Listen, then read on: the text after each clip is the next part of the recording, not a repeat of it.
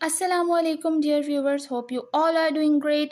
Today I am going to start my second lecture of Introduction of Psychology subject code Psychology 101. आज हम history of psychology की बात करेंगे, right?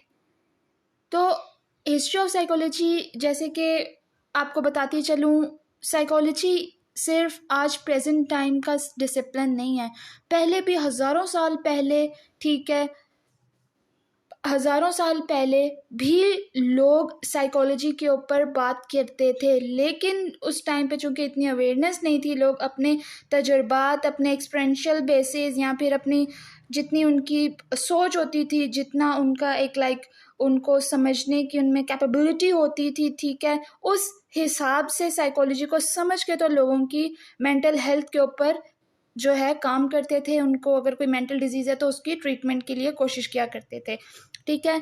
Psychology हज़ारों साल पहले भी इसी तरह से जो है सोच समझ रखने की कोशिश करती थी जैसे कि हम लोग आज कर रहे हैं, बट डिफरेंस ये है हिस्ट्री में और प्रेजेंट टाइम में कि पहले लोगों के पास इतनी अवेयरनेस नहीं होती थी। एज आई टोल्ड यू, वो अपने तजुर्बात की बेसिस पे अक्ल समझ सूझबूझ रखते थे साइकोलॉजी को लेके। इलाज पहले भी होते थे, लेकिन चूँकि टेक्नोलॉजी नहीं थी, ठीक है, एडवांसमेंट्स नहीं थी, तो वो अपने तरीके से एक जो हम कहते हैं ना फॉर फादर से एक कस्टम चला आता है या एक रस्म चली आ रही होती है कि जी इस तरह से इलाज करेंगे, तो वो चीज़ अप्लाई करते थे, अडॉप्ट करते थे और उसको समझते थे। इसमें विलियम वॉन्ट पहले इंसान थे जिन्होंने फाउंडेशन ऑफ मॉडर्न साइकोलॉजी की बुनियाद रखी थी 1879 में। अब साइकोलॉजी को समझने के लिए देखें, हर इंसान में एक क्यूरियोसिटी होती है, तो जब when it comes to psychology ना, पहले लोगों में जो हमसे हज़ारों साल पहले इस दुनिया पे लोग थे, ठीक है, उनमें भी एक क्यूरियोसिटी पाई जाती थी कि एक इंसान की सोच काम कैसे करती है, एक इंसान सोचता कैसे है, उसका बिहेवियर क्या है, उसका माइंडसेट क्या है, उसका माहौल कैसे बनता है, उसकी पर्सनैलिटी कैसे बनती है, ठीक है। तो इसके अलावा अगर हम बात करें, अगेन वो ये चीज़ आ रही है कि लोगों को बहुत ज़्यादा इस चीज़ में क्यूरियोसिटी होती थी कि पागलपन किसे कहते हैं, मिर्गी का दौरा पड़ना किसे कहते हैं, ज़हनी अमराज क्या होते हैं, जानने की कोशिश करते थे लोग कि ये साइकोलॉजी होती क्या है, इंसानी नफ्सियात क्या है, ठीक है। अगेन वही चीज़ है, जितना फिर उनको एक्सपीरियंस होता था, तजुर्बा होता था लोगों को देख देख के, पेशेंट को देख देख के, तो वो उतना ही समझते थे, ज़्यादा एडवांस लेवल पे जा नहीं सकते थे वो, ठीक है, just because lack of technology advancements, ठीक है, ट्रीटमेंट्स, तो ये सब चीज़ें। अब चूँकि टेक्नोलॉजी एडवांसमेंट्स बहुत ज़्यादा हो चुकी हैं, ठीक है, मेडिकल में बहुत ज़्यादा एडवांसमेंट्स हो चुकी हैं, साइंस ने बहुत तरक्की कर ली है, तो अब ट्रीटमेंट के जो प्रोसीजर्स हैं वो एडवांस हो चुके हैं, पहले ऐसा नहीं हुआ करता था, ठीक है। इसके अलावा हज़ारों साल से ये टेस्ट चलता आ रहा है कि हम डॉग्स के ऊपर जो है वो एक साइंटिफिक रिसर्च करते हैं, ठीक है। कोई भी अगर बीमारी आ जाती है ना, तो वो सबसे पहले हम डॉग के ऊपर अप्लाई करते हैं। मेंटल अगर किसी हमें साइंटिफिक एविडेंस चाहिए ना, तो हम डॉग के ऊपर रिसर्च करते हैं। इसमें एडिशनल आपको इन्फॉर्मेशन देती चलूँ कि रीइंफोर्समेंट एक टर्म यूज़ करते हैं हम, ठीक है, इंसानों के लिए भी, लेकिन इंसानों से पहले वो डॉग्स के ऊपर अप्लाई की जाती है, ठीक है। डॉग के सामने आप खाना रख दें, ठीक है, और उसे नेगेटिव इन्फोर्स करेंगे ना, जब आप देखिएगा उसके ज़ुबान से ऑटोमेटिकली स्लेवा निकलना स्टार्ट हो जाएगा कि मुझे ये खाना ही खाना है, खाना ही खाना है, जस्ट बिकॉज आप उसको नेगेटिव इन्फोर्स कर रहे हैं और उसको लिमिट कर दिया आपने, वो उस खाने तक नहीं आएगा। तो ये बहुत सी चीज़ें डॉग्स के ऊपर अप्लाई किया जाता है सबसे पहले, ठीक है। उसके बाद हर इंसान इस चीज़ में दिलचस्पी रखता था कि इंसान की नफ्सियात, हर इंसान ये सोचने की कोशिश करता था इंसानी नफ्सियात, psychology of human, what is psychology of human, हर इंसान को इंटरेस्ट था, राइट। इसके अलावा अगर हम बात करें फेजेस, ठीक है, phases in the history of psychology, इसमें study of soul, study of mind, study of conscious experience, study of human being. सबसे पहले लोगों ने इस बात पे बिलीव करना शुरू किया कि रूह क्या है, रूह का तस्वुर क्या है, रूह के बारे में स्टडी की जाए। जब वो इस चीज़ में नाकाम हो गए हैं कि रूह कहाँ है, it's a spiritual existence, right, अब it's not a soul is not a physical existence, आप उस चीज़ को you can not touch it, you can not feel it, ठीक है, वो एक स्पिरिचुअल एग्जिस्टेंस है, राइट। तो जब वो स्टडी ऑफ सोल में नाकाम हो गए तो then they had moved towards study of mind, कि इंसान का जहन किस तरह काम करता है, कोई ऐसा ब्रेन में पार्ट है या ब्रेन में कोई, ब्रेन क्या है बेसिकली, कैसे एक इंसान सोचता है, माइंड क्या है उसका, क्या चीज़ है। इस चीज़ पे स्टडी करने के बाद जब फर्दर एडवांसमेंट्स एंड डेवलपमेंट्स होती गई तो लोगों ने, ठीक है, या जो हमारे रिसर्चर्स होते थे या जो हमारे डेवलपर्स होते थे, ठीक है, उन्होंने फिर स्टडी ऑफ कॉन्शियस एक्सपीरियंस की तरफ ध्यान देना शुरू कर दिया। सोल कुछ नहीं है, अच्छा ठीक है, माइंड में भी इतना ज़्यादा उनको नहीं समझ आ रहा कि क्या चीज़ है, फिर उन्होंने फोकस किया कि कॉन्शियसली एक इंसान जिस तरह से बिहेव करता है या उसके कॉन्शियसली जो एक्सपीरियंसेस उसके लाइफ में आते हैं उनके बारे में स्टडी किया जाए कि ये क्या है, ठीक है, बेसिकली इंसान की नफ्सियात को समझने की कोशिश की जा रही है। तो कॉन्शियसली, अब कॉन्शियस एक्सपीरियंस इसका मतलब समझाती चलूँ, हम अपने होशो हवास में रहते हुए जिन चीज़ों को फील करते हैं या तजुर्बा होता है हमें, उसे बोलते हैं कॉन्शियस एक्सपीरियंस। उनके बारे में स्टडी हुई, रिसर्च हुई, लोगों ने बातचीत करना शुरू की, राइट। उसके बाद ह्यूमन बिहेवियर पे, ये मेन टॉपिक है एक साइकोलॉजी में कि ह्यूमन बिहेवियर, ठीक है, स्टडी ऑफ ह्यूमन बिहेवियर किया गया कि अगेन एक इंसान का रवैया क्या है, बिहेवियर कहते किसे हैं, बिहेवियर बनता कैसे है, क्या क्या फैक्टर्स इंक्लूड हैं इसमें, ठीक है, this and that, right. Next अगर हम बात करें कि इसमें अब अगर अब बात की जाए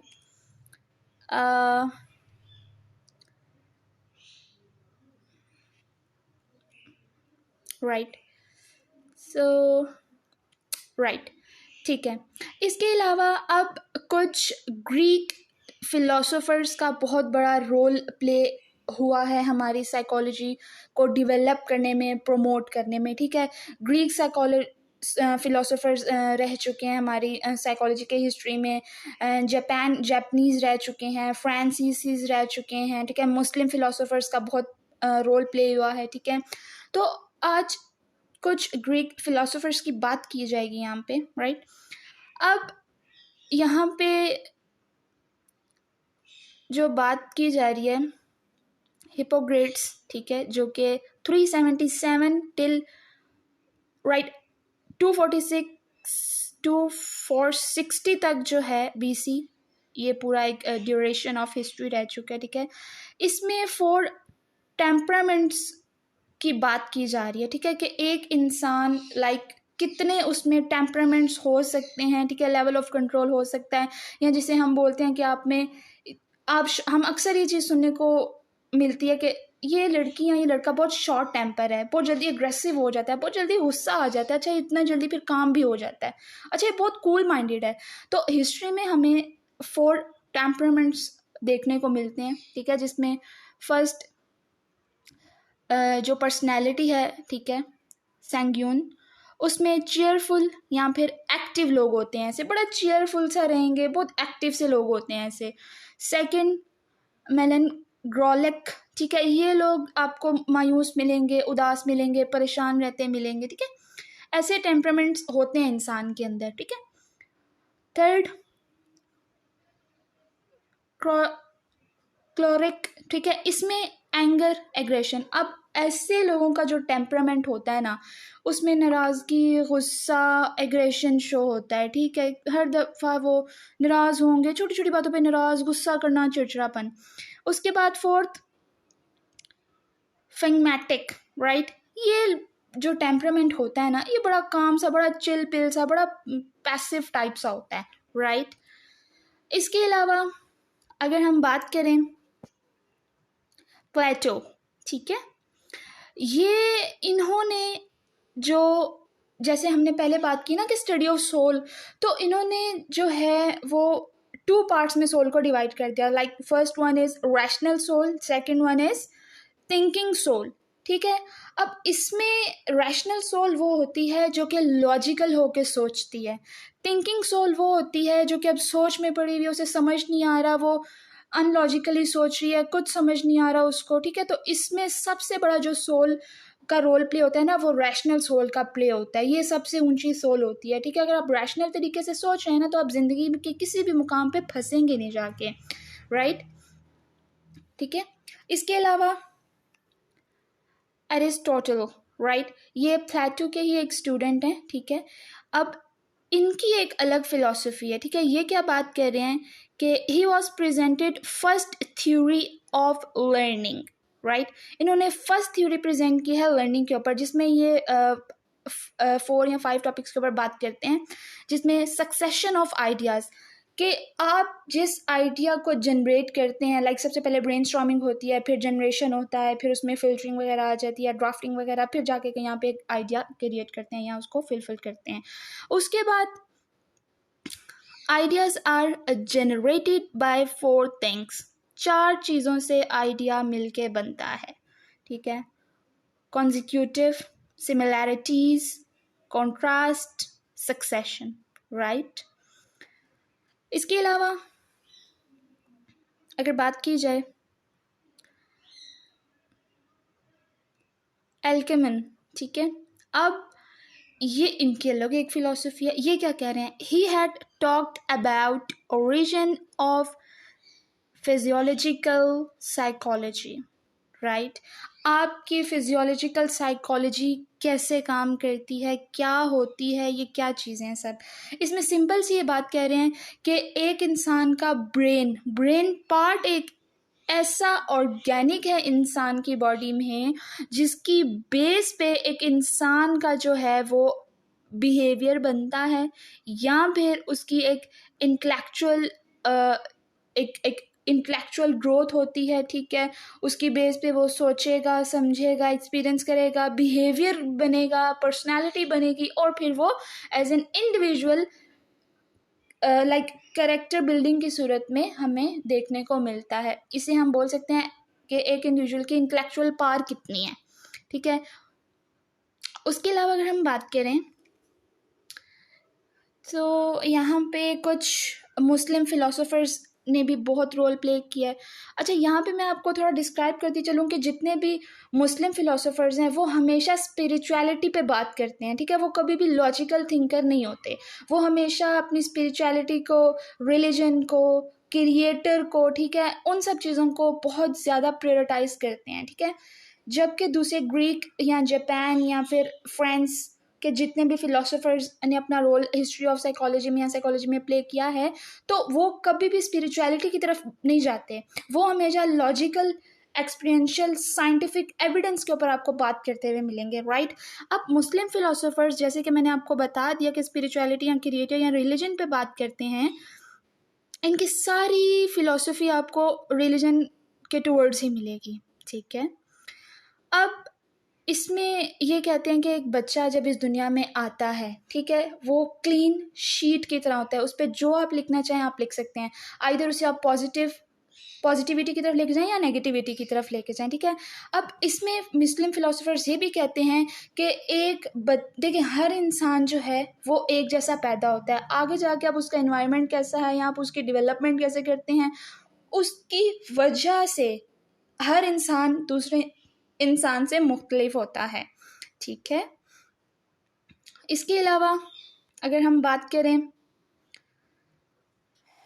अब यहाँ पे कुछ मुस्लिम फिलोसोफर्स की कंट्रीब्यूशन की बात की जा रही है, ठीक है, जिसमें सबसे पहले अल फराबी, ठीक है, ये एक मुस्लिम फिलोसोफर हैं, ठीक है, जो कि he was a great philosopher and poet as well, ठीक है, बहुत अच्छी ये पोइट्री भी करते थे, ठीक है। अब इनके मुताबिक, ठीक है, according to him man was composed of 2 elements, body and soul. अब ये कहते हैं, अल-फरेबी कहते हैं कि जिस्म की अपनी रिक्वायरमेंट्स हैं, रूह की अपनी रिक्वायरमेंट्स हैं, आप इन दोनों को मैच कैसे करेंगे, क्योंकि body has a physical existence while soul has a spiritual existence, तो आप दोनों को कैच कर कैसे सकते हैं, ठीक है। तो ये वो बात कर रहे हैं। जबकि इब्ने मुकव्या, ठीक है, ये कहते हैं, इन्होंने भी सेम बात की है, लेकिन ये कह रहे हैं according to him man is compound of body and soul. ठीक है, अब अगेन वही चीज़ आ रही है कि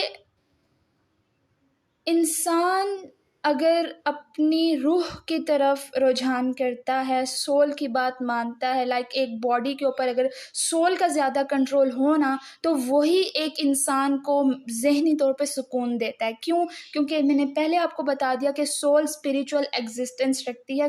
सोल का कनेक्शन इस दुनिया की मटेरियलिस्टिक ग्रोथ से नहीं होता। तो डेफिनेटली जब एक इंसान मटेरियलिस्टिक ग्रोथ या थिंकिंग नहीं रखेगा, मुझे ये भी चाहिए, नफ्स बेसिकली मुझे ये भी चाहिए, ये भी चाहिए, तो जाहिर सी बात है आपको जितना जिस हाल में भी रखा जाएगा आप खुश होंगे, आप ग्रैटिट्यूड शो करेंगे कि thanks to Allah for giving me each and everything, अल्हम्दुलिल्लाह, ऐसे स्टेटमेंट्स आपके मुंह से निकलेंगी।